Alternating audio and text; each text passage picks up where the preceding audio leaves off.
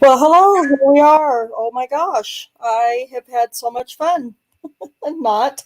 I am so sorry. I fell out of StreamYard and I couldn't get back in, and oh my goodness, what a mess. So I am so sorry.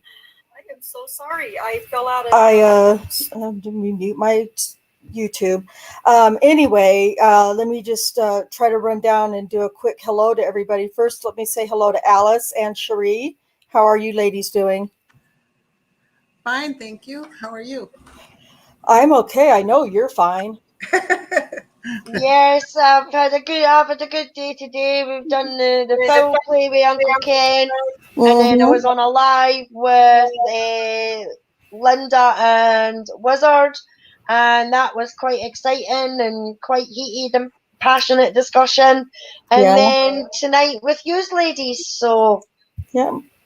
Yeah, I was in the I took part, well, I didn't really say much, but I was there for Uncle Ken's reading this morning. God, it's hard to hear that shitty nasty stuff so early in the morning. But anyway, that was a really good discussion as usual. And I did hear most of the conversation with Linda and Wizard, and that was also very, very passionate. And I saw you a lot. I didn't really hear much because there was a lot of passion going on. So, but you guys were great on that discussion. I thought it was a really good idea and a good topic. Um, to get that out in the open. So you guys did great. Um, so yeah, thanks for that. Cherie, what have you been doing all day today, my friend? Well, I made a cake and then we went out to dinner at a Japanese restaurant and it was very good. Hmm. Okay. You make it sound like it was just that simple and easy. And let I me just also, go ahead. no, you go ahead. I also had my first mango margarita, but just one. Yeah. Well, let me just tell y'all, she only needs one. So I'm just saying. I encouraged her. She sent me a picture and I said, "Ooh, looks like somebody has a yummy drink. What is that?" And she came back a couple minutes later. "Oh, it's a mango margarita." And I said, "Ooh, yummy." I said, "You should get one." And she said, "I might." She said, "But just one." And I said, "No, get two. Get one for you and one for me." And she laughed and we giggled about it. Well, let me just tell you, she came sloshing into Discord a couple hours later, like all sorts of tipsy and shit. And so she's been helping me the very best that she could under the influence to get tonight's presentation ready or finished. Actually, we had most of it ready. It just wasn't some little finishing touches on it. So, but thank you, Cherie, and I'm glad that you were able to go out and do that and have a good time. Really quickly for everybody, since I'm so late, everyone in the chat, TTM Fangirl, welcome. Welcome, JD. It's good to see you. Sean, great job today. You and Linda did a really good job with, addressing that topic. I appreciated it, and I was able to listen to most of it. It was really good. Jinx, welcome, Jinx. It's good to see you here. And J Jack 61, hello. How are you doing? It seems like it's been a long day already, right? And then we have Alice, of course, and I don't recall Cherie and Roxanne. Welcome, Roxanne. It's great to see you. And with that being said, Cherie and I and Alice, if she would like to, unfortunately, I haven't really had a chance to give Alice much information about what we're doing today, but it's mostly just slides today. There's no video. Yay for you guys. You don't have to sit through another one of my little video creations, but we're going to try, like I said the other day, we're trying to break down this Tabitha Barnes thing. It's tough. So we're just going to try to make it as non-complex as possible. And if that means we have to take 4, 5, 6 episodes to do it, then we will, because it's that important that you understand what's going on in this case. Please, if you have any questions during the slides, please don't hesitate to ask the questions. And one of the three of us will definitely, be minding the chat and asking questions at any time. And Cherie and Alice, if one of us are talking and you see a question, don't worry, just butt in if you need to, so that we can make sure we answer all questions and make sure that because it's difficult to understand. So if everybody's ready, I'm going to go ahead and we're going to see what we can figure out about this Tabitha Barnes situation. It's a doozy. So here we go. This is, as we said, the Tabitha Barnes Mini Series Part 2. I shouldn't have started naming parts, because Part 2 is going to end up being broke into Part 2B. I already know that. So we're going to go ahead, and Cherie and Alice, if you guys want, we can I'll cover these first two slides. We're going to do a quick recap with Florine Mathis. And then if you guys want to we can just kind of read the slides back and forth like we've done in the past. Are you guys good with that? Yes. Okay, I was going to say, you have to unmute your mics. Okay. All right, I'll do these first couple with Florine Mathis, because I wanted to kind of touch back on that before we go forward with Tabitha Barnes, because there is some connection there. So, quick recap of Tabitha Barnes, or Florine Mathis. August 13th, 2014, Detectives Davis and Holman went to the Oklahoma County Jail to interview Florine Mathis. She had appeared on Lieutenant Musney's list of possible victims of this police officer. Detective Davis said to Florine Mathis, she said, "I told Florine I had received a tip that she may have been sexually assaulted by an Oklahoma City police officer." That was Kim Davis's standard line, pretty much, whenever she began to interview a new possible victim. Mathis said she doesn't remember the day that it happened, that she had been drinking and smoking crack cocaine the whole day, and that she had just left a crack house on Northeast 15th and Jordan, and we know that to be Tabitha Barnes' residence. She claims that she was stopped somewhere between Northeast 17th and Northeast 18th Street and Kate Avenue, and that it was close to a park. It was still light outside, but it was getting dark. And that's kind of typical for me. Once it's light outside, it does start getting dark. I'm just being a smart ass now, but it just kind of follows that's what happens. Light outside, starts getting dark. So, but she did claim that it was sometime around between 6 and 7 p.m. that she could remember. The stop, like I said, was close to a park, and she was not placed in the patrol car. She was asked to sit on the curb, and when she stood, the officer was leaned against the back passenger door of the car, and I just can't imagine that a police officer on patrol, when it's not dark outside, is just casually leaning on the back the door of his patrol car, just like hanging out. Hey. So I thought that was an interesting comment, that he was leaned against the back passenger door. She says the only thing else she can remember is him trying to fondle my breasts. Mathis says that it was on top of her clothes. Mathis told him to let her go, and he let her go. Mathis said she walked home. Mathis claims she walked across a park to go home. And now I'm going to show you a couple of images that are going to make you say, huh? So I don't know if I have a pointer on this little thing here. Maybe I do.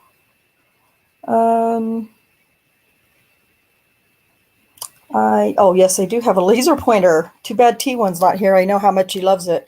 So this is Tabitha Barnes' house right here. This street right here is Jordan Avenue. Now I have these little police cars right here because these this are these is act blah, blah, blah. This street, these two police cars are the actual locations where Tabitha Barnes was stopped, or Florine Mathis was stopped. And as I go through these couple of images, you're going to see how completely far away from each other these stops are. But when you have the fine work of, Detective Davis and Gregory and Holman and Lieutenant Musney putting together a narrative for you based on, their AVLs and whatever other searches they do, all kinds of crazy things can happen. But these are the two actual locations where Florine Mathis was stopped. One of those stops, the first one was on March 25th of 2014, and the second one was on April 14th of 2014. But indeed, this is what happened, or what Mathis says happened. She left the crack house, or left Tabitha's house, and she walks up Jordan Avenue. And this street right here is Northeast 16th Street. Now, again, I think I've pointed this out before, but it was very confusing for me when I first started learning about the case, or this area. This is Northeast 16th Terrace right here. Ridiculous, because then it's just Northeast 16th Street up here. I just think that's ridiculous, but that's what it is. So carrying on from Northeast 16th Street here, Tabitha, or Florine says she walked, and she turned right or north onto Kate Avenue. And this is Kate Avenue here. This street right here is Northeast 17th Street. And Mathis says that she was stopped somewhere between Northeast 17th Street and Northeast 18th Street, which is where she was headed to go home to where she lives over here with her sister. Now, she says that she knew it was near a park. Okay, well, here's a park right here. So if she was stopped, between here and here, yeah, then she was stopped near a park. But what's going on here? I have no idea what just happened. Then she was indeed stopped by a park. But then she says that she was, he let her go. He stopped her somewhere here. She sat on the curb. He fondled her breasts, and then she said, "Let me go." And he let her go. And she said she walked across the park to go home. Now remember, she's going home over here. The park is over here. So it doesn't make much sense that she would walk across this park any direction, no matter what it was, and then go backtrack and go home. Not only all of that crap, but there were no stops from Daniel Holtzclaw in this area at all that involved Florine Mathis, at least for Florine Mathis. Like I said, those stops occurred. The two times that he did encounter and stop her, those stops occurred over here by Tabitha Barnes' house. So I just wanted to share that with you. I just thought it was interesting how the stories change and evolve depending on, what the office, or what the, I'm going the wrong direction, what the detectives need it to be. So that's just a quick recap. Now, that's the reason I mentioned that, like I said, is because there is some connection between Florine Mathis and Tabitha Barnes, obviously. So, Cherie, how do you feel about reading? Are you up to it? You think you can do that? Yes, I can. Get that liquor all peed out of you? Hey, you shy. Oh, I'm glad. I'm glad you had a good time. So Tabitha Barnes, February 27th, 2014. The first interview with Detective Gregory on August 14th, 2014 was not recorded. The second interview on August 17th, 2014 was recorded. Almost nothing in this recorded interview is accurate. Here are the actual dates, times, and events that occurred. The first contact was actually on February 27, 2014. Daniel initiated the stop at 07:45, 12:07:45 a.m. Daniel closed the stop at 0:29:33 or 12:29:33 a.m. Sorry, they use military time in the reports, and so I know military time, and most of you guys probably know it as well. But anyway, so I just I put the seconds in as well because a lot of it was made in trial about the amount of time that Daniel was spending on stops. So that's the reason I'm being really meticulous with times. Alice, how do you feel? Do you want to read this one? Yep. Okay. Daniel saw multiple people sitting in a running car not directly in front of the house. He drove away for a few minutes, then came back. The running car with the people in it was still sitting in the same spot, so he pulled up behind them. Source: Bates' assumption, I guess, or maybe Daniel told him that.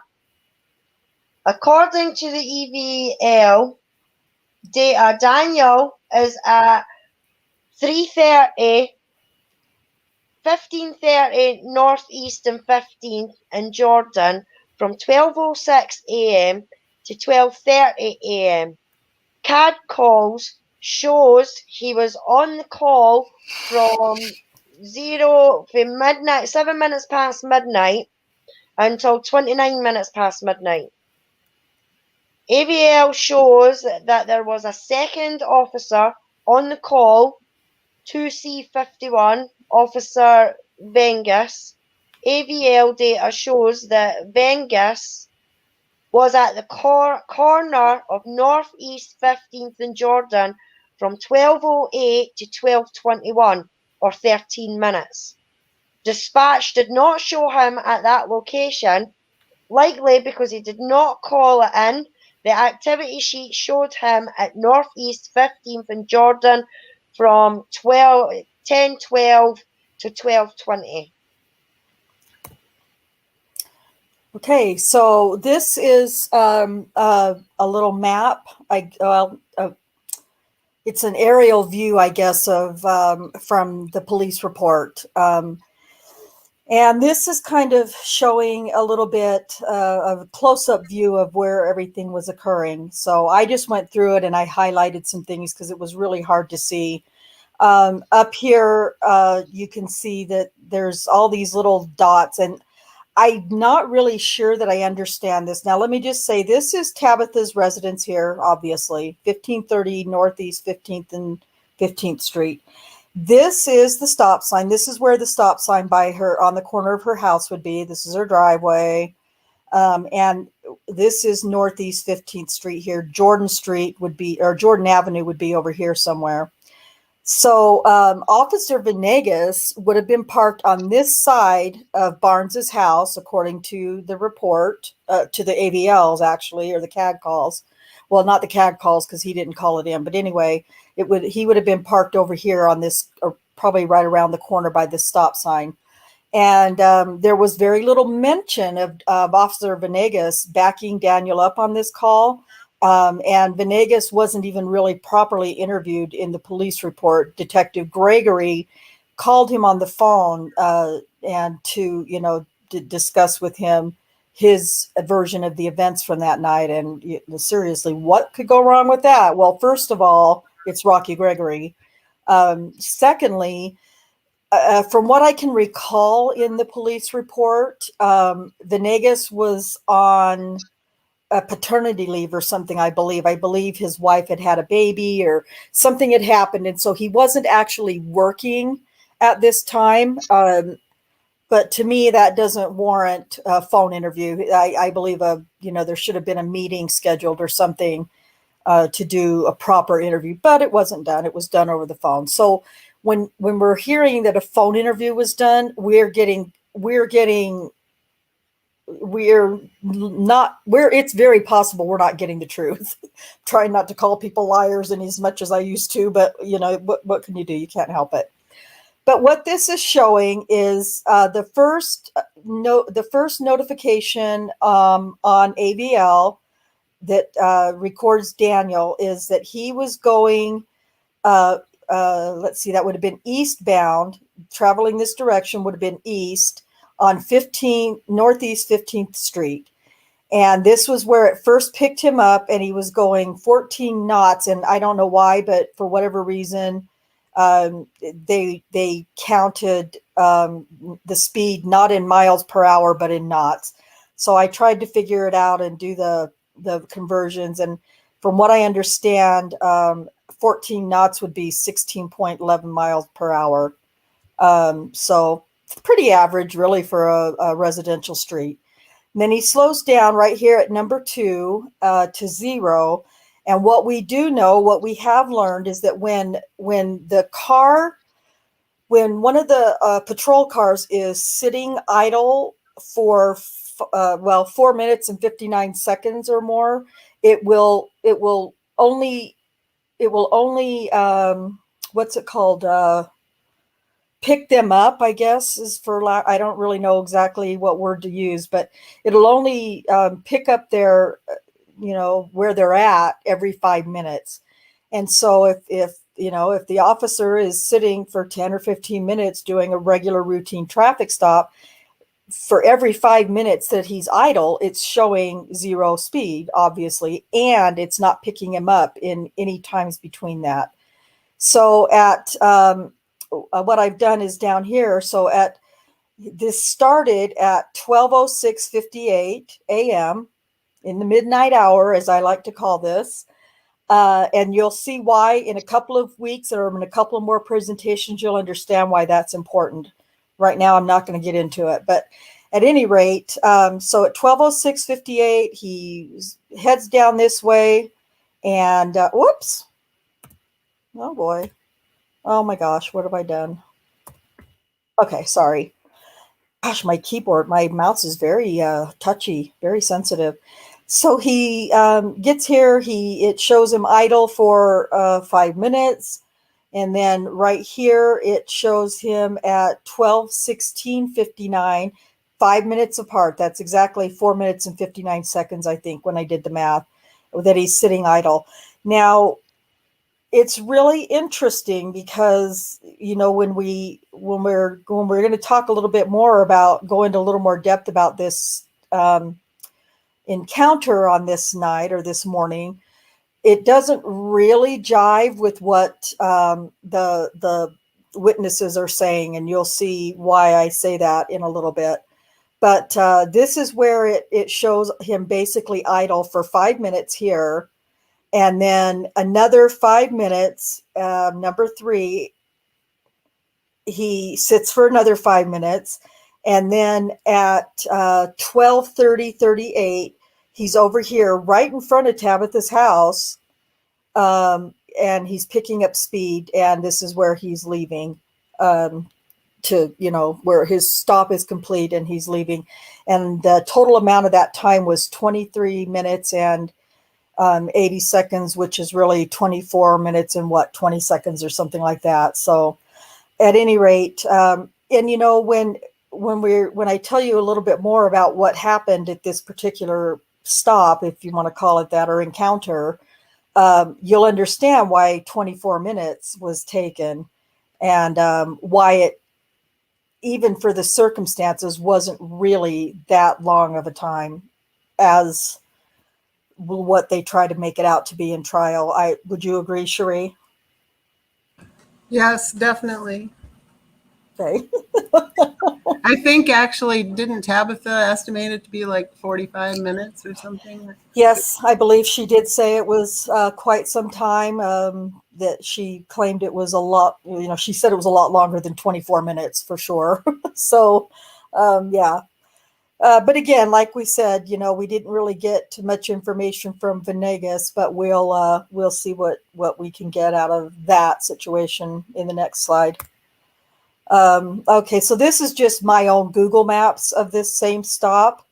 Northeast 15th Street, and I did my best to put the little indicators in the exact same places. And so maybe that can give you a better idea of where Daniel actually was versus where you're going to hear in a few minutes they claim he was parked.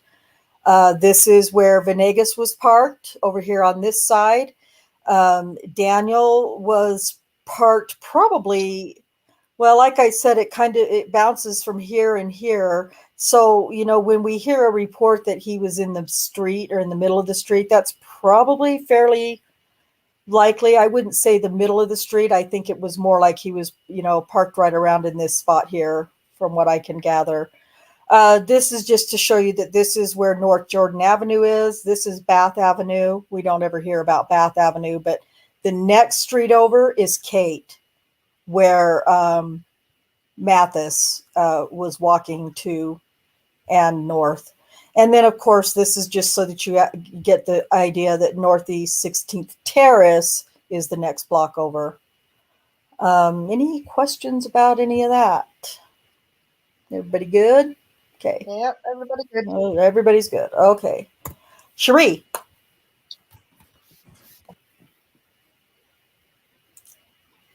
Hello.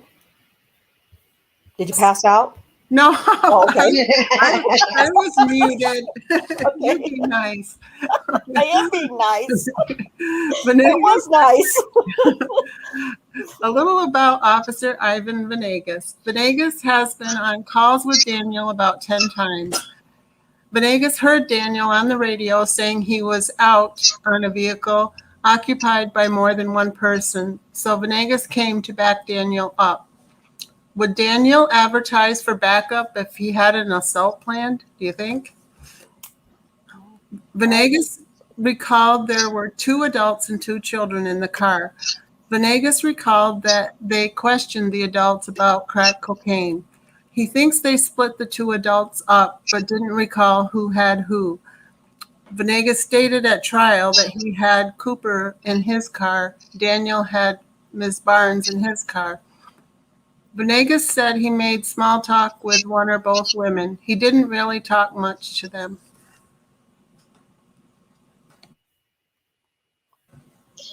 He stated that the kids were joking around. Venegas let Daniel handle the whole thing. According to CIU transmissions and CIU logs, Venegas did not run either Tabitha Barnes or Angela for warrants. Daniel ran both Barnes and Cooper for warrants at 12:14 a.m. Angela Cooper came back clear for warrants.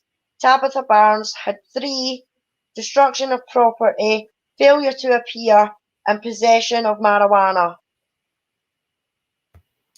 Oh, sorry, I was reading Sean's comments on nautical stuff.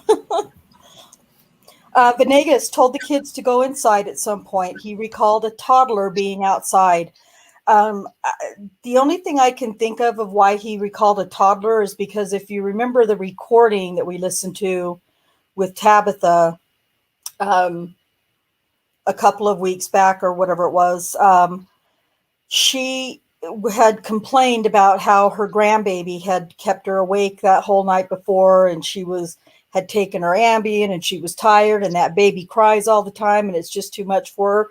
I'm wondering if that's maybe who Venegas is thinking about, not so much that it's a baby, but that it was a toddler. And, my youngest grandchild, or the youngest grandchild I have contact with, is 5.5 years old, and she's still a baby. So I get that. That makes sense. But other than that, I'm not really sure what toddler he would have been talking about. But this is after midnight, and why is there a little toddler running around outside after midnight in February, no less? At trial, Venegas said the kids went inside and were poking their heads out the window.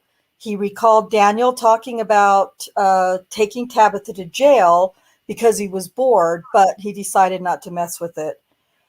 So I think I mentioned that before, that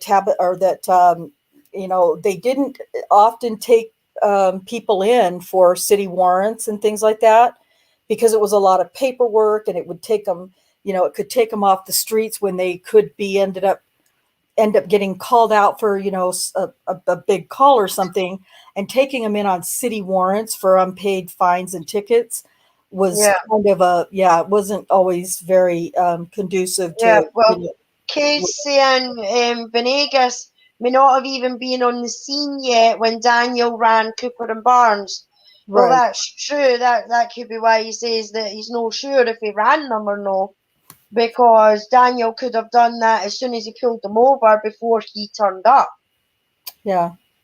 Yeah. So yeah, there's a lot of there's reasons, why that may have taken place. So um but yeah, he claimed he was bored and just decided not to mess with it. When Venegas left, he thought the females were going inside, but he wasn't sure. And remember, I'm just as a reminder, this interview information is coming over the phone to Rocky Gregory. Venegas left and headed to the Spring Lake station, and that was in the police report. He thought Daniel followed him when he left, and Officer Venegas also thought that he put himself out at the stop with Daniel, but he hadn't actually done that. He wasn't. So imagine this: there was no AVL information or CAD information from Venegas for during this time that during this call, or this stop, which is very frustrating. Okay, Cherie? Front of Barnes' house. According to Barnes, she and the three female passengers were sitting in her car in the driveway when Holtzclaw and Venegas pulled up on them. This is the incident when Barnes and the other three passengers claimed they were in the car waiting for it to warm up until it was after midnight so they could go buy snacks with food stamps that were supposed to drop onto her card. Oh, sorry, I'm busy reading chat again.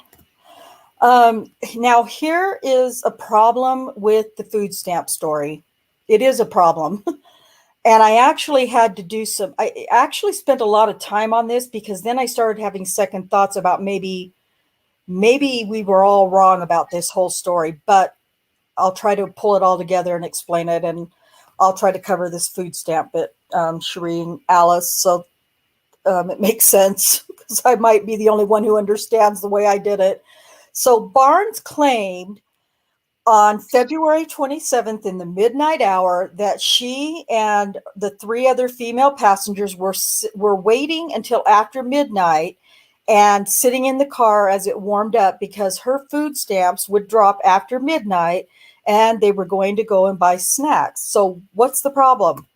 Well, in 2011, the state of Oklahoma expanded from a one-day distribution date on the first of each month to 3 distribution dates. On the first of each month, there is an approximate 40% distribution. On the 5th of the month, there is an approximate 30% distribution. And on the 10th of the month, there's approximately 30% distribution. So what that tells you is, or what that tells us is, what it told me was that they were dispersed on the 1st of each month, and they were dispersed on the 5th of each month, and they were dispersed on the 10th of each month. Now, in Utah, they do that, or they used to do it based on your last name. So if your last name was Barnes, your benefits would drop on the 1st of the month. And then it would go through the alphabet, and whatever it was at that point, let's say it was L, A through L or whatever. And then after that, if you were M, you would start on the 5th of the month, and then, whatever through Z would drop on the 10th of the month. Then I started to panic, and I thought, wait a minute, is that, so I read this and I found that information, and I thought, okay, that's good to know. Well, then I saw something else that says that at least currently now, they do your food stamps in Oklahoma based on the last numbers of your case number, which are, I can't remember, still the date. Well, actually there's, I think 2, maybe 3 dates, and it's probably still the 1st, the 5th, and the 10th, but it was going by the last of your case number. And I thought, oh my gosh, of course I have no way of knowing what Tabitha's case number is, right? And I thought, oh my gosh, and I thought, I'm going to have to go back and take those slides out because I can't find the information that would prove what. And then I got thinking, it really doesn't matter because of this. I looked up the calendar for February of 2014 in the United States. The 27th was on a Thursday night. And so at 12:00 whatever on the 27th of February 2014, the next day would be, it wasn't a leap year. So the next day was going to be the 28th of February. It was not yet the 1st. The 1st wasn't going to fall until Saturday. And I know this much about food stamp benefits or SNAP benefits. Doesn't matter what day of the week, Saturday, Sunday, it's all automated. So you don't have to wait till the next business day or anything like that. It just automatically occurs. Right. And I so was going to ask that, Rhonda, because over here in the UK, with benefit payments and things like that, they're on a set date. So like for myself, mine is the 27th of the month. But if it's a bank holiday, then, or if the 27th lands on a Saturday, then I will get the money in my bank account the day earlier. Uh-huh. Oh yeah. You know, so Okay. that's how it works. Even though it is still an automated thing, and it goes in my bank account on the 27th of every month. But if the 27th lands on a Saturday or a Sunday, then the money will automatically go into my account on the 26th. And if it's a bank holiday, and normally sometimes the bank holidays here can be from the Friday to the Monday. So if my payment lands on the Friday or the Monday of that bank holiday, I will get it the Thursday before. I see. So I was Now, just wondering if it was the sort of same kind of thing, if it was a holiday or if it was just an automatic thing on your no, side of well, the. and I think maybe one of the big differences between the United States and the UK is that it doesn't go into your personal bank account. It goes into they assign you well, in Utah they call it a Horizon card, or they used to. I don't know anymore. I haven't had to use that program, but they used to have, like, it's like a Epi card, or they send you, like, you get like a credit card kind of thing when you apply for the benefits, and you create a PIN number, and all of your food stamp money, your cash benefits, your child support benefits, your Social Security disability benefits will load onto that card. And so it's not contingent on holidays or Right. banks or anything like that, because it doesn't go into a personal account. It goes onto these state or government issued, what they call Epi cards. Right. So Right. um, I mean, so I can't even, I don't even want to say that, well, the 1st was going to fall on a Saturday, and so that's why they would have come on the 28th, because that wouldn't have mattered, to the best of my knowledge. So at least from what I know, I mean, I've got kids who have used those benefits before, and it's not been anything like that for them. So it's not how it's worked.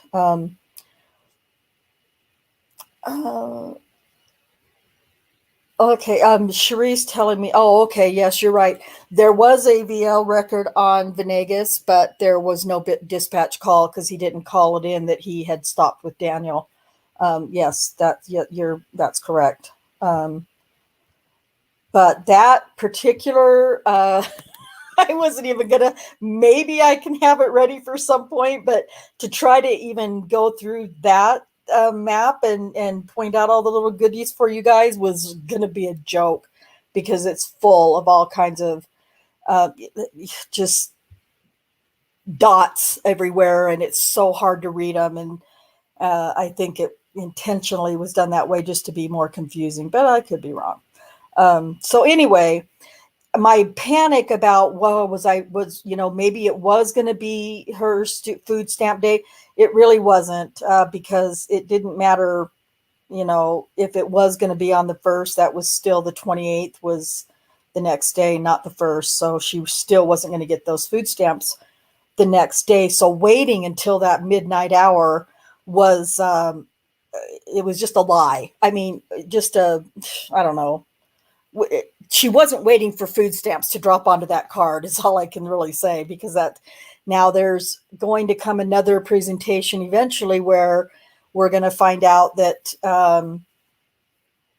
where Rocky completely jacks up the story or makes it his own, may explain why she was saying that she was waiting for food stamps, but it wasn't on this night. So it may not be a big deal, but it is, because where there is one lie, there are usually more. And so we're going to go through now and let's see who said what in the Tabitha Barnes police report, or we're going to at least start it. Cherie?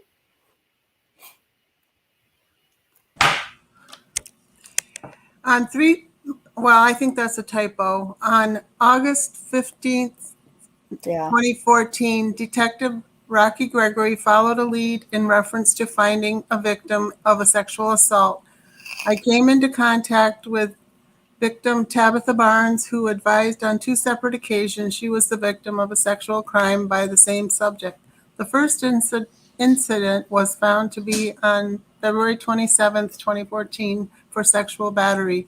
The second incident happened on March 25th, 2014 for indecent exposure. Both incidents occurred at 1530 Northeast 15th Street. And I just put this in here because I don't know how many of you have looked at these police reports in Bates's home pages of each of the accusers. But this is what, so this is the front page of this particular police report. And then at the very bottom, it shows the reporting officer, who was Rocky Gregory, and it gives his number, and it indicates that he took the report on the 15th of August at 2:00. And then this is, I think we figured out that this must be because sometimes the secretaries or clerks, or I think secretaries, sometimes will help type these up for them, which I still am not quite sure I understand. But at any rate, a lot of time, it should be typed up by the reporting officer. But if for whatever reason they allow it to be the secretary or their assistant or whatever, that's their thing. I don't know what the reasoning is. But this particular one looks like maybe a secretary might have done it, because I don't recognize. Oh, just kidding. Oh, no, wait, I'm lying. This was typed by Rocky Gregory. It says right here, it's the same number, RG 1332. And he typed it up. He reported it on the 15th of August. He typed it up on the 19th of August. And then it has to be approved by their supervisor, who I think most of you or all of you know, that was Timothy Musney. So Musney reported, or rather approved it on August 26th at 13:21 or 1:21 in the afternoon. So I just thought I'd throw that in there in case. And the reason why I'm showing you that is because there are some of these cases, some of these police reports, this stuff doesn't jive very well. It doesn't make sense. And it makes you very suspicious as to who was doing what, when, and why. But that's what I just thought I'd show that to you. Alice, do you want to try to read this one? I think it looks like it's pretty clear.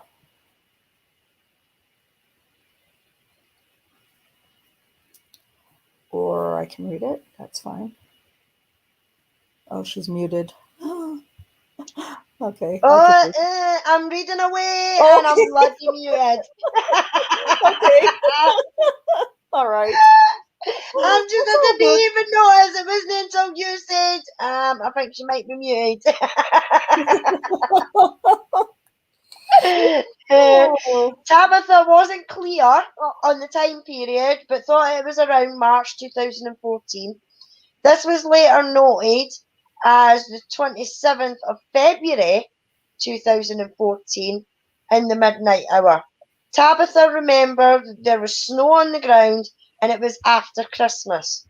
She was parked outside with her family, getting the car warm to go. Tabitha stated she thought it was after midnight because food stamps for the month were in effect after midnight. They were in her green Saturn. Driving was Angela Cooper, aged 38, Zenan Barnes, 14, Ariona Barnes, 11, and Tabitha. Angela Cooper is a friend of Tabitha Barnes. Driver's seat. Ziona Barnes equals Barnes' 14-year-old daughter. Lives with her father. Was just visiting her mom. Her mum on this particular night was in the back seat. Ariana Barnes' 11-year-old daughter, lives with her mum, Tabitha, and she was in the back seat as well. Okay. Sorry. Um, okay. Now we're going to talk a little bit about who was really in the car. And this is why it starts getting so convoluted and so twisted, because the report has so much inconsistency in it that it's really hard to break it down. And that's why this has been, I told Cherie the other day, I wish we could just skip Tabitha Barnes, but she's so important to the case that we can't skip her. But trying to break her down is just a pain in my ass. But in Tabitha's interview with Gregory, she says that Angela Cooper was driving the car and that she was the passenger in the front seat. In the back seat, Tabitha says that her daughter Zion, who was 13 years old, was in the back seat, and her other younger daughter, um, it says her name in the police report, so I'm just going to say it. Ariana Barnes, the 11-year-old, was also in the back seat. But we learned later at trial and in some interviews that Ariana Barnes was never even in the car. The other teenage female passenger that was in the car was a girl named, her name's also in the police report, so I'm going to say it, Kiara Cooper. And to my knowledge, what I've been trying to find out, and I have not been able to determine that this Kiara Cooper is Angela Cooper's daughter. Whether or not there's a relationship, I don't know, but it's not Angela Cooper's daughter. So Kiara Cooper is a friend of Zion Barnes. KC, Kiara Cooper, who was Tabitha's 13-year-old daughter's 13-year-old friend, said in her statement that Ariana Barnes was present, but Bates says that in his podcast that it's not likely, since when she was interviewed by Rocky, what we heard a couple of weeks ago, he never asked her about that night in particular. And so Bates says, that it's not very likely that she was present because of that, because he never asked her about it. But also at trial, the 11-year-old girl testifies, and she says that she never even met Daniel until a month later after this particular encounter. In Angela Cooper's statement, she claims that she was the driver. Tabitha was the front seat passenger. In the rear seats was one of Tabitha's daughters and her daughter's friend who was staying the night. And Angela Cooper never says anything about the 11-year-old daughter. So I don't know. You all can do with that what you want to do. Cherie?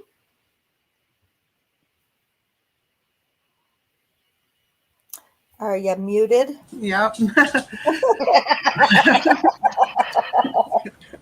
Some inconsistencies. We have discussed the issue with the food stamps. We now know that Barnes and Cooper could not have been waiting for SNAP benefits to load because Tabitha would not receive her March benefits until after March 1st.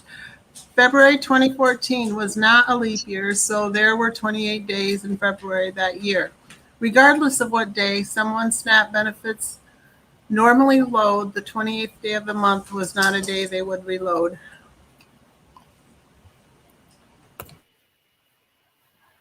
Okay, Alice, I keep giving you all these typed police report ones. Sorry. Police report continued. Tabitha advised they were parked in the street, facing east towards the stop sign. Tabitha lives on the southwest corner of Northeast 15th and Jordan.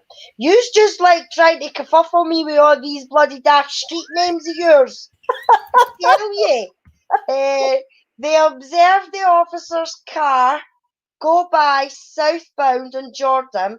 The police car pulled around the block and did a traffic stop on them. He put his police lights on. The car pulled into Tabitha's driveway by Angela. Another police car pulled up along Jordan. Angela was taken out of the car by that police officer and placed into her car. The officer who was in the back at the back of them was the suspect, who has since been nicknamed as Spike due to his hair being spiked. Spike told the other officer he would take Tabitha. He had Tabitha sit in the back driver's side seat. His car was on the northeast 15th facing east. The kids were told they could go inside the house. The other officer let Angela go after a short period of time, and Angela also went inside. The officer left, and Spike was left alone with Tabitha. The kids came back outside and stood in the porch. Tabitha told him he was scaring her kids. Spike told them to go back inside say that again. Spike told them to go back inside. Their mother was fine. The kids did as they were told and went inside. Spike had already ran Tabitha on his computer and the radio. She had small ticket warrants outstanding, no felony charges. Oh, thank you. I know that was a tough one. I just have to make a couple of comments. The first one, just because I'm a bitch. I always laugh and laugh and laugh when I read this because it's Rocky and he's kind of illiterate. He says here, the kids came back outside and stood on the porch.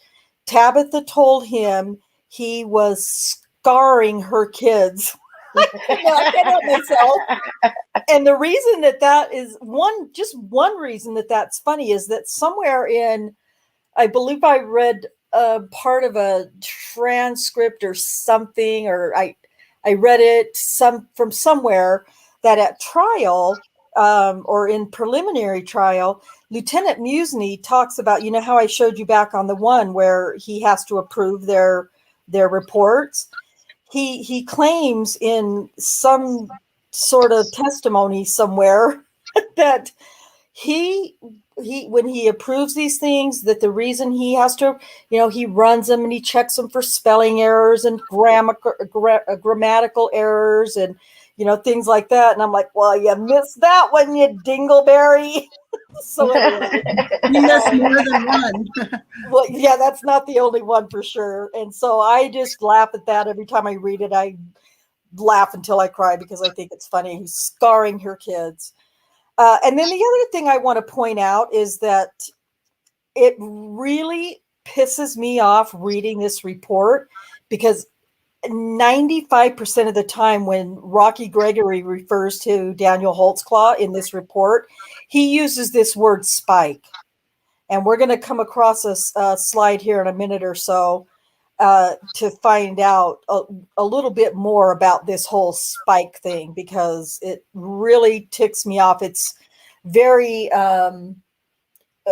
just very blasphemous in a way. I can't think of the word, but it's just a derogatory word, really, or derogatory name that Rocky Gregory just keeps on using where Tabitha Barnes's report is concerned, and it really ticks me off. Um, so I'm going to try to help make this make a little bit more sense because he is so hard to understand. And so I tried to break it down line by line because because the detective Gregory is horrible at writing reports. So back in this, let me go back here. I should have done this and I didn't as part of the presentation. But when you read this, Tabitha advised they were parked in the street facing east toward the stop sign. Tabitha lives on the southwest corner of Northeast 15th and Jordan. They observed the officers go by southbound on Jordan. The police car pulled around the block and did a traffic stop on them. He put his police lights on. The car pulled into Tabitha's driveway by Angela.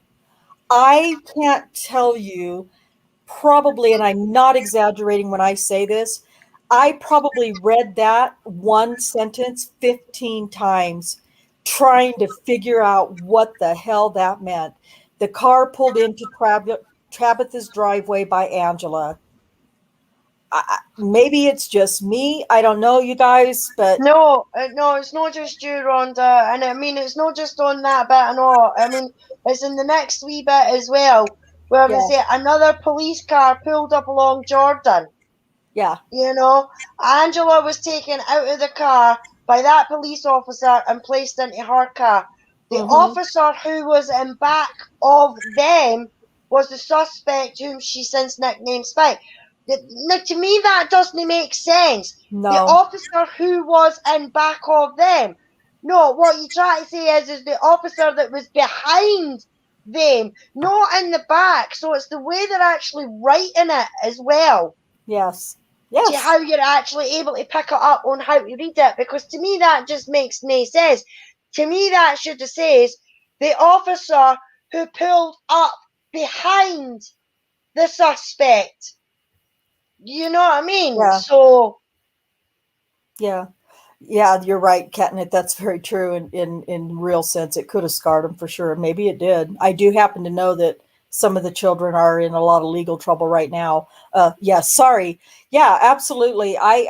When I try to read through, mostly when I try to read through Rocky's reports, get like I'm going to need some damn mango margaritas just to get through some of his report writing because it's ridiculous. So for that reason, at least with the ones that I really struggled with, I thought I'm just going to try to break it down for the viewers so that I can help. Hopefully, now that I think I understand a little better. Um, so the green car, the green Saturn, um, which was Barnes's car, Angela Cooper pulled that car into the driveway after Holtzclaw engaged his lights.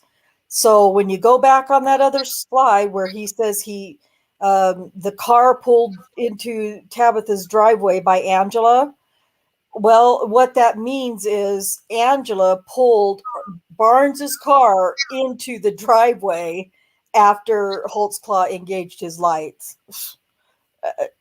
So at least that's my understanding of it after I tried to poke my eyeballs out trying to figure it out. Um, there are several different versions of where Angela Cooper was.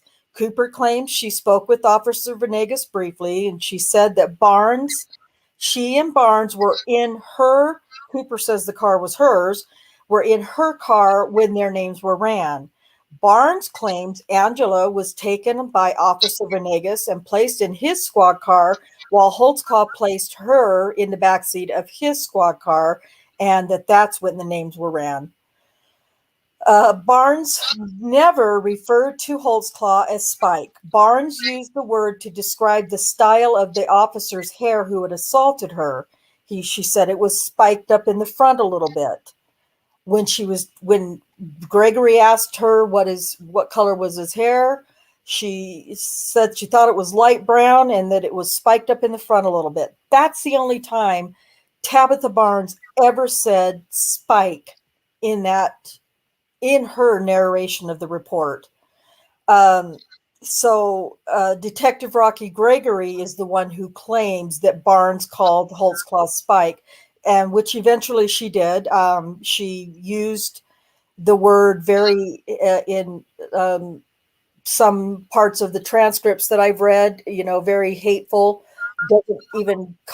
She doesn't call him anything but Spike. That's Spike over there. That's Spike. It was Spike. He had, and it just, oh, it's so irritating. As BB would say, how How convenient. convenient. Yes, how convenient. Yes, exactly. It's really annoying. And that's Rocky Gregory just being a dick, just being a An asshole. yes, just being a jerk, man. Just but eventually she did adopt that name because it just sounded so good to her, I guess. I don't know. Sounded so much more evil. I don't know. In his report, Detective Gregory implies that Officer Venegas left immediately after releasing Cooper and left Officer Holtzclaw alone with Barnes. In reality, Venegas only left a few moments before Holtzclaw. According to the teenage girls' reports and testimonies, they never did come back outside, as was claimed. Therefore, Holtzclaw never told them, "Go back inside, your mother is fine," as Barnes claims. Cherie. Angela Shante Cooper. Angela Cooper was a 35-year-old friend of the family, but not friends with Tabitha Barnes. In her interview with Detective Gregory, Cooper claimed she was only at Barnes' house that night to help her clean her house to prepare for a Section 8 housing inspection. Doing my own research, I've learned that Cooper has an extensive felony conviction record. I mean, extensive, a long, long record of. I know one of them was harboring a fugitive, and there were bad check forgeries, and um, of course, drug and paraphernalia things. But there were some other. Oh, there was one. Something about arson. I'm just like, wow, there were a lot. There's a lot. Like, I didn't even want to try to start listing them because there were so many. So, but she has an extensively long um, uh, criminal record. And at this time, she was 35 years old. And, so it wasn't like she was a baby or anything, and that was the only picture I could find of her. And I found that in my criminal record search for her. So there you go. Both Tabitha and Angela state that the kids were scared. I spelled it correctly. I think actually Cherie did this one. Although Officer Venegas stated that the kids were goofing around, and Cooper claims that she went inside shortly after her name was run and came back with no warrants. These are some of the comments that Angela Cooper made in her interview. She stated that she spoke with Officer Venegas only briefly, and that 5 to 10 minutes, Tabitha came inside the house 5 to 10 minutes after that. Barnes was upset. I was wondering who was going to get this slide. I'm so immature. I'm really sorry, you guys. Barnes was upset when she came inside and said that Tabitha stated that Daniel had said something about her titties. Barnes said nothing about being inappropriately touched or harassed. Alice, here's a good one. Cooper's statement continued. Cooper claims that Barnes told her Holtzclaw had been patrolling the area a lot lately. Barnes got into an argument with the kids and went to bed. Cooper stated that she spent the night at Tabitha's home. Angela Cooper said she had not seen or talked to Tabitha since that night. More of the information comes from hopesquawtrial.com, aka Brian Bates. All right. So there you have it. Okay, there we go. So that's just the beginning of the shit show events, that is the Tabitha beginning of the Barnes. shit show. Yes, exactly. Thank you. Yes, because it gets even more. So that's basically really the gist of the midnight hour, 27th of February stop. That is the stop where it's determined that she was allegedly sexually assaulted. Was on that first encounter on the 27th. And but we're not done with the 27th yet. So that's just going to be a tease for the next one, because it's going to get even more jacked up and crazy and ridiculous from here. Sue Smith says, so I guess they forgot to go and get food. Yeah. Yep. You're right. That's right. Yeah. Nothing else ever apparently gets said about the food. So, and also I should say too, that we didn't include this in the presentation, but it's also stated in the police report. And you guys, I mean, that was just a small, like the very basics of this encounter, or this, whatever you call it, stop. Because if you go and read the police report, if you can get through it and understand it and make any sense out of it, there's more detail in there than, what we gave you here. But she claims that Tabitha Barnes claims, and Rocky Gregory, I think, even says something about it in the recorded part that we heard the last time, that that there was a big slumber party going on at her house that night. There was a bunch of little girls there, and I don't know if you guys can remember this from the recording that we listened to. Bunch of little girls there because they were having a slumber party, and that's pretty doggone funny. I'm just going to put that up there.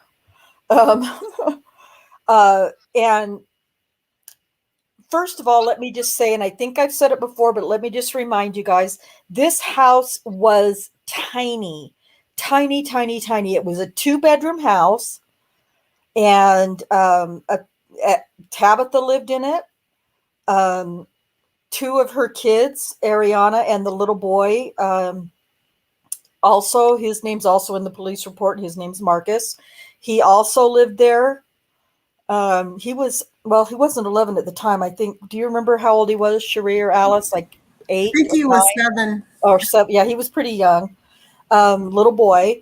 And then evidently the convicted registered sex offender lived there as well, and Tabitha. And she had Angela Cooper spend the night, at least that night. And it's a known crack house, so there's got to be some people going in and out, fairly frequently. And then when she's got, her older daughter there, Zion, and her friend, a big slumber party is a little hard to believe. Really, in reality, that night, it was just Tabitha's 2 daughters, Zion and Ariana, and Zion's friend Kiara, and the little boy. That was it. It wasn't a big slumber party with a bunch of little girls. And the reason that I wanted to make that clear was because in the police report, or in the recording at least, when I listened to it,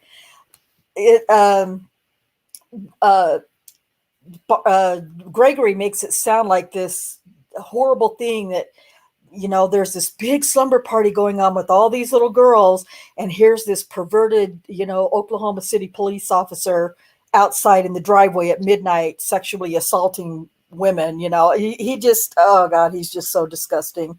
So it really bothers me when it wasn't a big slumber party. It was one extra person. in that house that night. I don't know. Is that how you remember that, Cherie or Alice, in the podcast, in Brian Bates's podcast, that it Yeah, they wasn't as tried to big? make it that it was a big slumber party, but it wasn't. It was just her and the kids, and stuff. It wasn't. It was a kid maybe staying over for the night. No, a slumber party like you think it would Yeah, be. yeah, yeah. So, yeah, exactly. Yeah, who knows? That's a horrible, disgusting thought, isn't it, Sue? Because it's a horrible, disgusting thought that she allows him in her house to begin with, just with her own two kids that live there with her, and maybe this grandbaby. I don't even know about this whole grandbaby and toddler thing is really something I have no idea about. So I don't even know how to explain that, but and I don't know, maybe we'll find out in a couple of presentations from now that, with some more people, some more characters that are going to enter the scene. Because it gets even weirder, as we've mentioned a million times. Yeah, and Sue's saying, why would you leave any kids with a known sex offender, or for that matter, have them stay with you? Yeah, I mean, that's true, and we think along the lines, but when you're a junkie and you're on that shit like that, you'll practically do anything for a fix. So maybe he was bringing in some free kit or whatever, yeah, could be. and I mean, it doesn't make any sense to me why you would have somebody like that living in your house or even in your vicinity In when your you have life. young children. Yeah, yep, exactly. I completely agree. It's horrible. But then And I've also been on the other side of addiction. mhm, Not myself personally, but I've had family members and things like that, so I know what addiction can do, and I know how low some of them can actually go.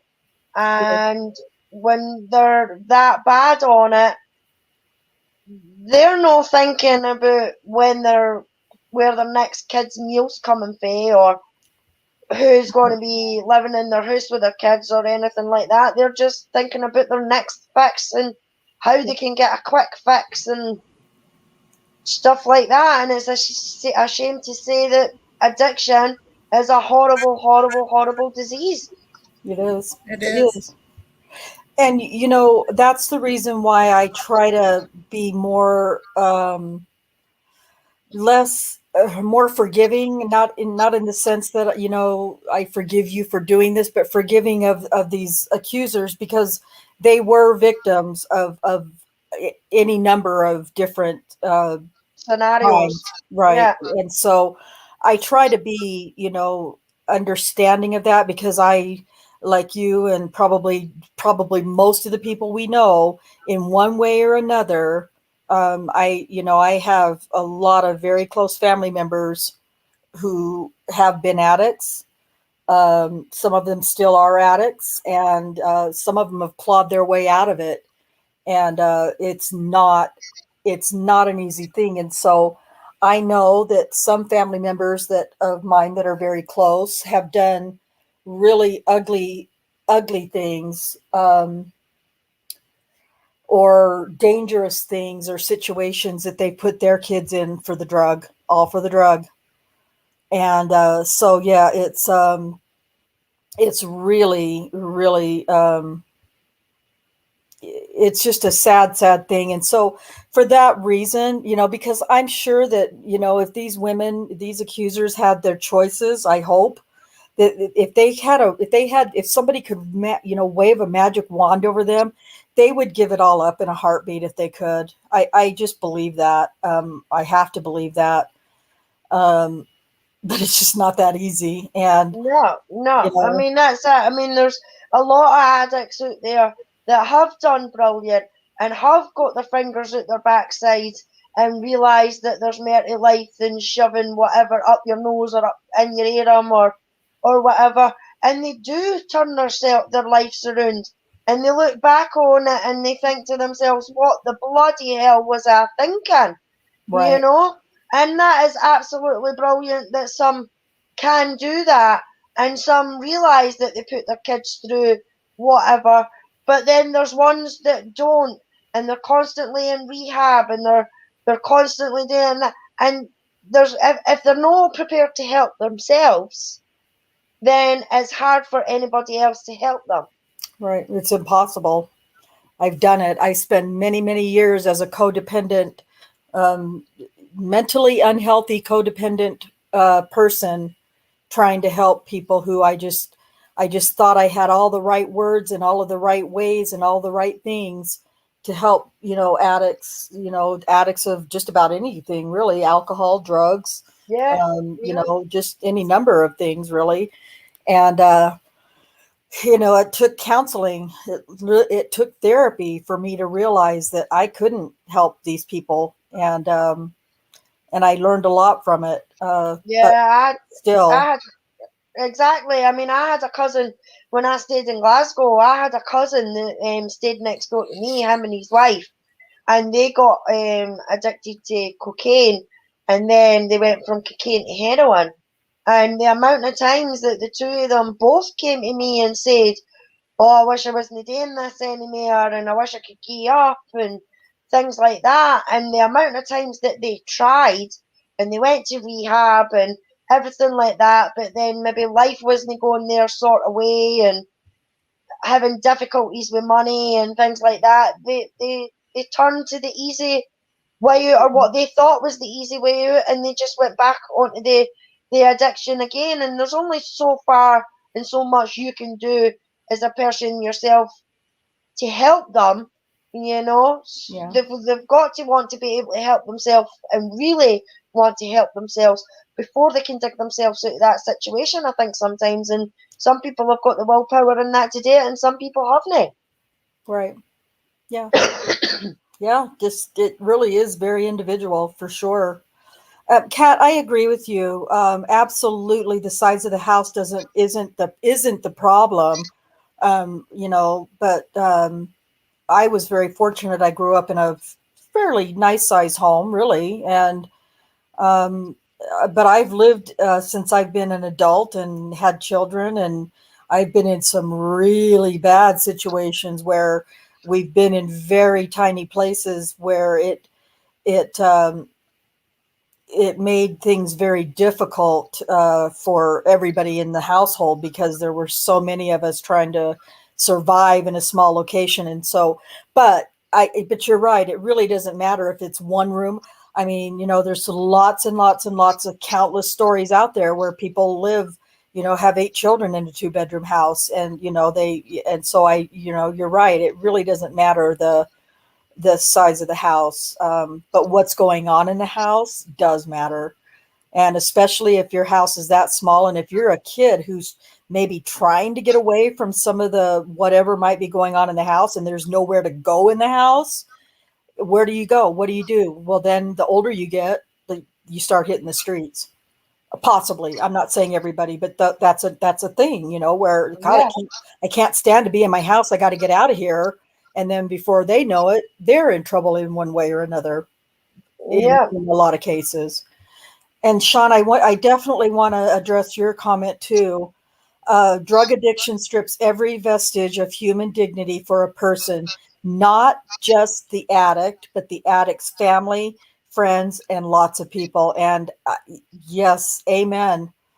Because when I had to finally turn my back on my oldest son and my youngest son, and I'm not going to say their names, but I had to turn my backs on them. Not that I was turning my back on them, but I had to quit enabling them. That's what I had been doing. I had been enabling them, and the only way I could stop enabling them was to just shut my heart off to them. And it was the most difficult thing I did because I had to do it with both of them at the same time. And it felt like I had just cut 2 children out of my life like they never existed, because that was the only way I could do my job and go to school and work on this kind of stuff. The only way I could survive was just pretending like they never existed. But with the knowledge and the knowing that when they manage to dig themselves out of their hells, that I could come back and love and, give them my love freely. And they always had my love, but they were just abusing it. So I completely agree. It doesn't just affect the person that's the addict. It oftentimes is so painful for those that are trying to continue loving them with their whole hearts. Very difficult. Um, so yeah, thank you for saying that, because it isn't just the addict. And you know what? If you think about it, the addict is, at least for the time they're actively addicted, they're in pretty good shape. Why? Because they've got their brains are numb, their minds are numb. They don't typically seem to feel the pain and the hurt and the heartache that they're causing other people. So they're protecting themselves in that way. But those of us behind, we can't. What do we do? Short of addicting ourselves to something in our own selves, we have to deal with it. And they have this built-in, little addiction thing that they have going, to at least temporarily, because it can either last forever and they can live that way, or they can die that way, or they can pull themselves out of it and face what the pain, whatever it is that they're trying to, hide or stuff down, or whatever it is, whatever the purposes or the reasons are. Sue Smith says, I know a few. Some have gotten through it and are doing really well for themselves. I really feel sad for the ones who keep going back to it. So devastating for everyone around them. Yes. Let me just say, my oldest son is doing very well. Before I go on any further, I just need to say my oldest son is doing very well. And he struggles, but he's been clean and sober going on, I think 3 years in December this year, might be 4. But he's doing much, much better, and I'm so proud of him. But I'm not going to lie, every time something difficult in his life comes along, I start to panic. I can't help it. I just think, oh my God, I hope this isn't going to be the thing. And that's, Yeah. You hope it's not going to be a trigger for him yes, to go backwards. yeah, Yeah. But I think that's what a lot of families feel who have got addicts in their family, and they get themselves clean and they're doing brilliant.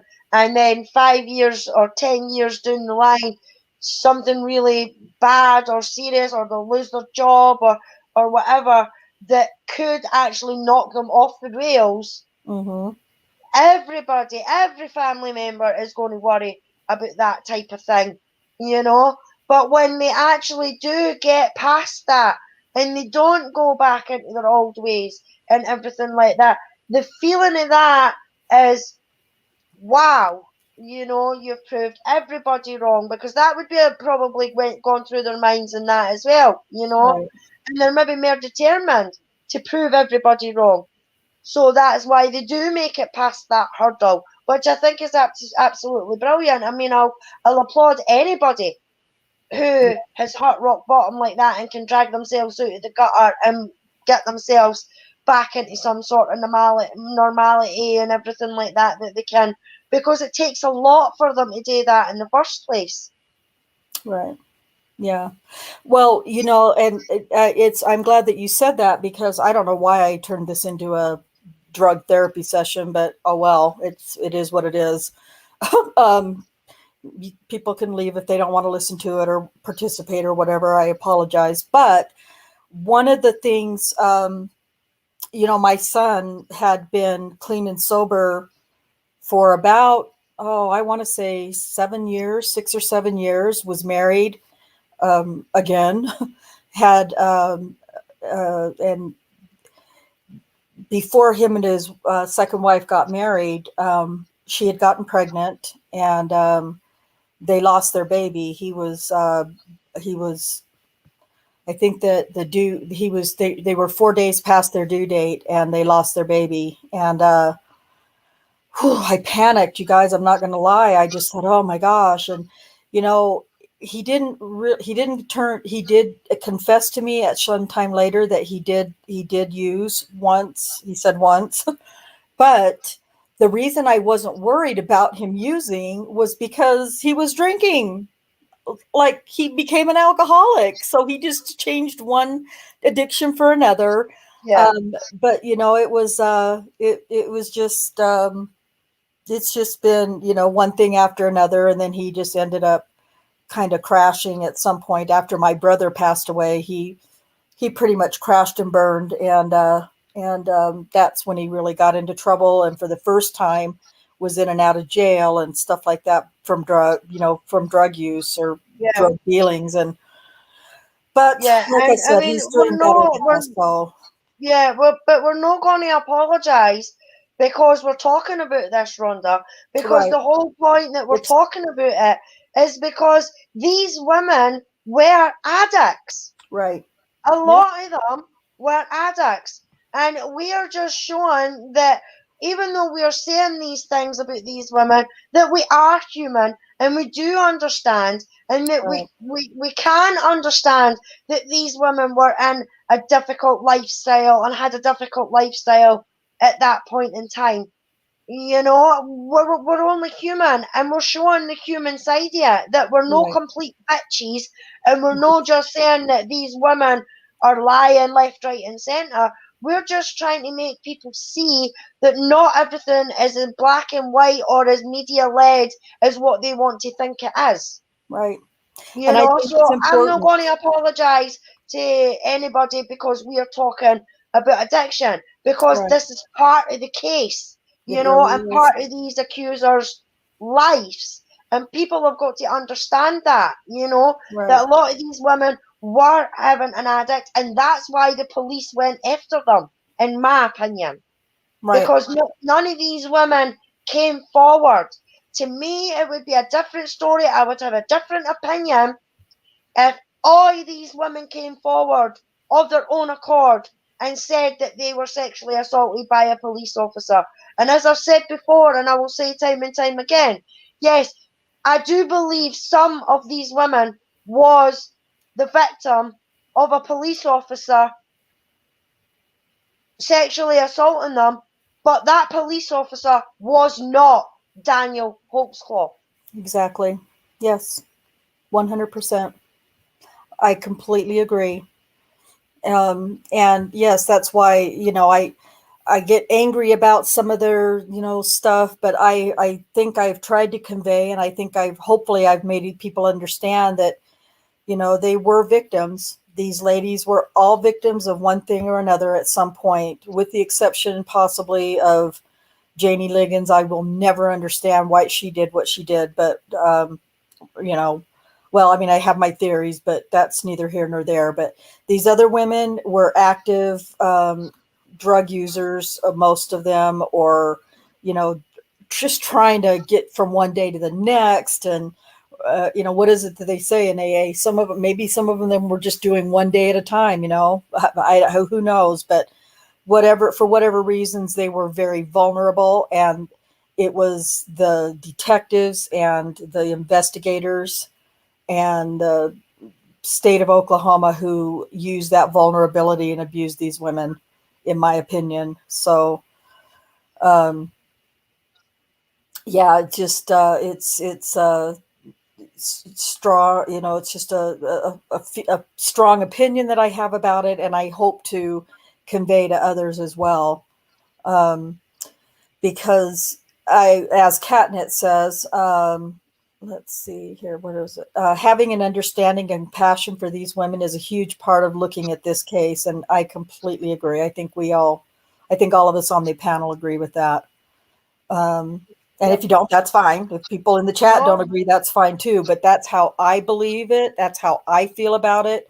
And if we can't have compassion for some of these women, Terry Morris is the one that just really, really gets me in my gut because what was done to her. And,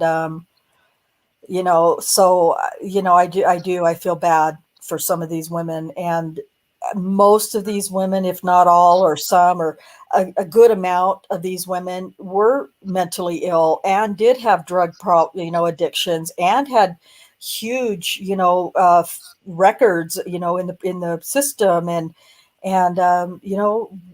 we there's very likely possibility that a lot of them had horrible upbringings, and childhoods, and their own abuse and sexual assault is whatever, and so they are damaged. They're already damaged, and these investigators and the state damage them further. And as far as, let's not even get me started on Henderson, because he is the biggest at this point hypocrite with all of this. So Yep. I mean, we can, that's another whole topic that we we'll keep talking about. But I also want to say too, really quickly, with my youngest son that I said was addicted, and I had that was happened to be my youngest son, who I just lost a couple of months ago. And sadly, he had been in prison just before they released him early from prison because of the cancer. But so he was clean and sober, during the time, I think 18 months that he was in prison, or less than a year. It might have been less. I can't remember now. The times have just kind of all flushed together. But, I look at the fact that, because when he left prison, they knew that he had lung cancer. And that, in my opinion, is the reason why they were like, yeah, let's just get him out of here, because they didn't want to have to deal with, what was coming, because it was already stage 4 and aggressive. And I just think, man, it's really sad, because the last year of his life he spent trying to figure out how to stay alive, how to beat this cancer and stay alive. And, the 10 years prior to that, or more, 12, 13, 14 years prior to that, was all about how to, get the drug, and, and live that lifestyle. And so I just feel it's heartbreaking to me that his life was so full of turmoil. And when he finally had an opportunity, or gave himself the opportunity to, clean his life up, after being clean in prison for as long as he was, it was a good start. It doesn't mean it could have done it, because, you can walk out the day you walk out of prison, and be looking for the next corner for sure. But, and so that's just, part of it, and it really is upsetting to me that maybe some of these women were trying to get their lives together. I think one of them, sure, you'll have to correct me, because I get these two Carlas mixed up, but I believe Carla Rains, I think it was, is she the one that said no? Or was it? Yes, yes. Okay. I really believe that there was a part of Carla Rains who she really did seem like she was trying to be better, and do better, and wasn't on the streets anymore, wasn't working, wasn't, didn't sound, or I felt pretty confident that she was being truthful when she was talking about not being, doing drugs and stuff like that. And then what did Rocky Gregory do to her? He sat there on that porch and convinced her to he took advantage of her vulnerability. And who knows where she's at now. I hope she's doing well, but in the sense that, I hope that, whatever has been done to her hasn't sent her back to drugs, if she was indeed off of drugs. But, I think a lot of us can spot a drug addict, just by listening to their voice in some cases. And I really did feel like she was at least on a really good road, to doing better. And then Rocky Gregory comes along, and, it took him 6 or 7 times, but he finally got her to admit that, I was sexually assaulted by an Oklahoma City police officer. So that's what I mean, when these guys, I blame the state and the investigators. That's one of the reasons why. Yeah. So, who knows? I mean, it pisses me off. I mean, they've had all these years to, to drop their cases in the civil suit. So yeah, that pisses me off. That's really upsetting. They all know whether they're clean and sober or still doing what they've been doing. Who knows? But they know what they're doing is wrong by suing Daniel in a civil suit. Not only Daniel, and I'm not defending the state of Oklahoma, don't get me wrong, but they're also suing the state of Oklahoma, or not the state, but the city, Oklahoma City, in this civil suit. And they know that it's wrong. They know that that's wrong. And so that's what pisses me off at this point, is that they're still perpetuating and continuing the lie, that I think a lot of them were drug into to begin with. Yeah. So, yeah, and you're right. You know what, Sue? That is spot on. Yes, they did choose these women for a reason, because they could be manipulated. And they did to these women what they accused Daniel of doing. And that is, they were all Black women, and they were all either current or former drug addicts and prostitutes. And they were, some of them living on the streets and mental health care, in jail, and they did exactly what you're saying. They chose those women for a reason. And then they turned it around and said, Daniel chose these women for a reason because of those very same reasons. And that's really upsetting. The people I'm the most angry with are the detectives and the investigators and the supervisors and lieutenants and Galen Gigger and David Prater and freaking former disgraced Judge Timothy Henderson, how he could sit there on that damn bench and sentence Daniel to 263 years when I feel fairly confident, and it's purely speculation on my part, but I feel fairly confident that he was doing the same things to women that he worked with, that he sentenced Daniel 263 years to prison for. And that pisses me off.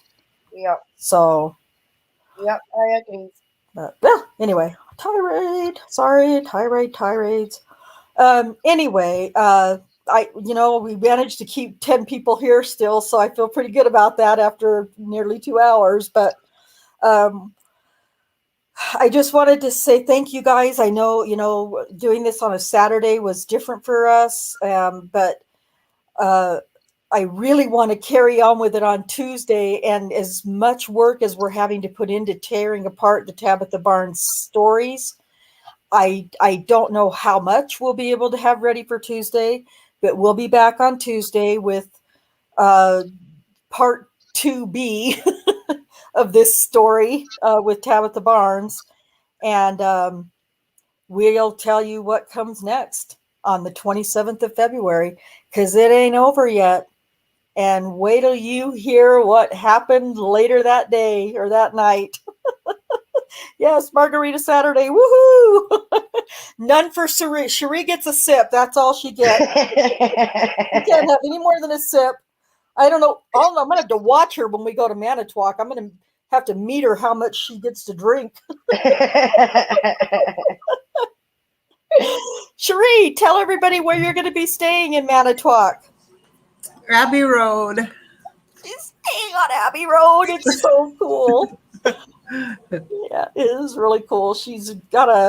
I spent a couple of hours with her one night. We were looking for flights for her and her husband and places to stay. And I said, well, let's look at Airbnb, because hotels are outrageous. And, Airbnb might be cheaper. So we spent a couple of hours at least looking through Airbnbs.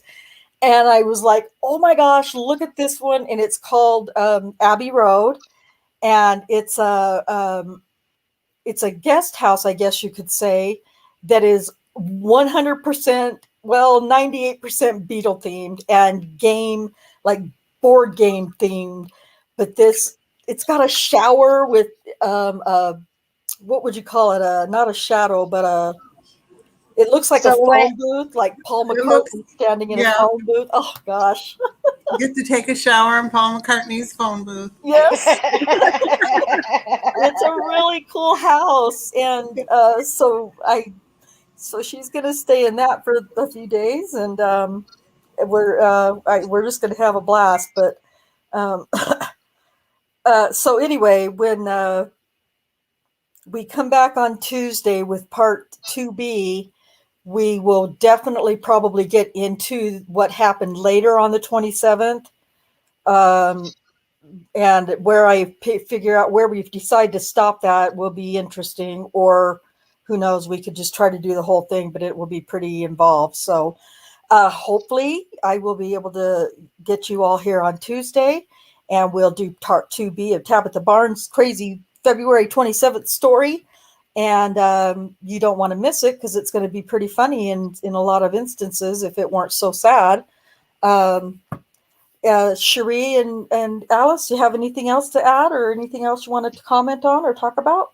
Just thank you to the people in chat who have stayed with us, and hopefully see you all same time on Tuesday. Yep. Yeah, thank you for joining us, and keep following Daniel's case. Yep. And before I let you go, please remember to subscribe if you haven't already, like, share, comment, and help us get more subscribers. I know it might sound like a long shot, but if we can get to 1,000 subscribers before